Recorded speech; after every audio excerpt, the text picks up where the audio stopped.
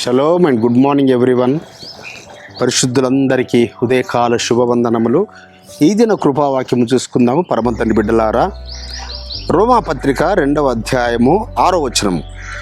ఆయన ప్రతివానికి వాని క్రియల చొప్పున ప్రతిఫలమిచ్చును. ఎవరు? ఆ పరలోకపు తండ్రి నజరుడైన యేషువా మెస్సీయ ఎలాంటి ఫలమునిస్తాడు? మన క్రియల చొప్పున. ఒక గ్రామంలో 2 రైతులు, మరి ఒకతని పేరు దానియేలు, రెండవ అతని పేరు మార్క్. వీరిద్దరూ వారి పొలాలు పక్కపక్కనే ఉంటాయి. మంచి శ్రేష్టమైన భూమి. అయితే ఒక రైతు ఏమో శ్రేష్టమైన విత్తనాలను విత్తి జాగ్రత్తగా దాన్ని చూసుకుంటున్నాడు. సరి అయిన కాలంలో నీరు పోయడము, సరి అయిన కాలంలో కలుపు పట్టడము. సో కోతకాలం వచ్చేసరికల్లా చాలా సమృద్ధి అయిన పంట పండింది. అదే ఇంకొక రైతు, ఆ మార్క్ అనే రైతు, అతనే చేశాడు.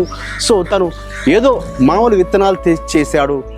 అదే పంట పండుతుందిలే అని ఎన్నడూ వెళ్ళి ఆ పొలం వైపు చూసిన వాడు కాదు. సో చివరికి ఏమొచ్చింది? అక్కడ గచ్చ పొదలు, ముళ్ళు అవన్నీ మొలిచాయి. ఏంటా నీ పంట అలా పండింది, నా పంట ఇలా అంటే, నేను శ్రద్ధగా కష్టపడ్డాను, ప్రార్థనాపూర్వకంగా విత్తాను, మంచి విత్తనాలు విత్తాను మంచి పంట కోసం. కాబట్టి మనం ఏమి విత్తుతామో అదే కోస్తాము బిడ్డలారా. మన పిల్లలకు మనము నీతిని విత్తితే మనము నీతి అనే పంట కోస్తాము. మనం అబద్ధికులమై, మనము దొంగలమై, మనము మోసగాన్లమై మన పిల్లలు మంచివారు కావాలంటే అది అసంభవం బిడ్డలారా. సో మనము పరిశుద్ధులమై మనం నీతిమంతులమవుతే, ఎందుకనగా ఆది సృష్టి ఆరంభంలోనే మరి కయీను హేబేలు చూసినట్టయితే, కయీనేమో మరి అధమమైన ప్రథమ ఫలములు తెచ్చాడు పంటలో నుంచి. కానీ హేబేలు తన యొక్క గొర్రెల నుంచి శ్రేష్టమైన తెచ్చాడు. వాటిని అంగీకరించాడు పరమ తండ్రి. కయీను వాటిని తృణీకరించాడు. కాబట్టి ఏ పంట మనం ఏ విత్తనాలు విత్తుతామో అదే పంట కోస్తాము బిడ్డలారా. కాబట్టి నువ్వు నీతి అనే విత్తనాలు విత్తితే, నువ్వు మంచి విత్తనాలు విత్తితే, నువ్వు వాక్యము అనేకులకు నువ్వు విత్తితే నీ వంశాన్ని ఆశీర్వదిస్తాడు.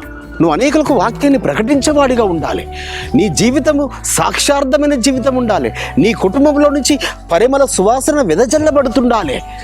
సో అప్పుడు నీ క్రియలను బట్టి, ఎందుకంటే ఈ భూమికి ఏం తీసుకొని రాలేదు, ఏం తీసుకొని వెళ్ళము. మనము మన క్రియలే మన వెంట వస్తాయట. మంచివారైతే మంచివారు అనుకుంటారు, చెడ్డవారైతే చెడ్డవారు అనుకుంటారు. కాబట్టి మనము మంచి విత్తుదాము, నీతి అనే పంట కోద్దాము. ఆ విధంగా పరమ తండ్రి మనల్ని వర్ధిల్ల చేయును గాక. ప్రార్థన చేసుకుని, పరిశుద్ధమైన తండ్రి, భూమి ఆకాశం కలిగజేసిన సృష్టికర్తమైన మా నజరుడైన యేషువా మెస్సీయ, అవును నాయన, మేము ఏమైతే విత్తుతామో నాయన, మరి అలాంటి పంటనే, అలాంటి ఫలములనే, నీతి అనే ఫలములు కోస్తామని మీరు మాకు సెలవిచ్చిన వాగ్దానమును బట్టి, అపోస్తలుడైన పౌలు గారి ద్వారా సెలవిచ్చిన వాగ్దానమును బట్టి మీకు స్తోత్రములు చెల్లిస్తూ నజరుడైన యేషువా మెస్సీయ నామమున స్తుతించి ప్రార్థించి పెట్టుకుంటున్నాం పరమ తండ్రి.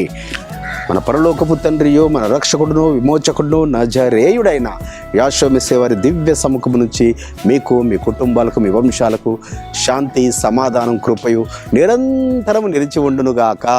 ఆమేన్.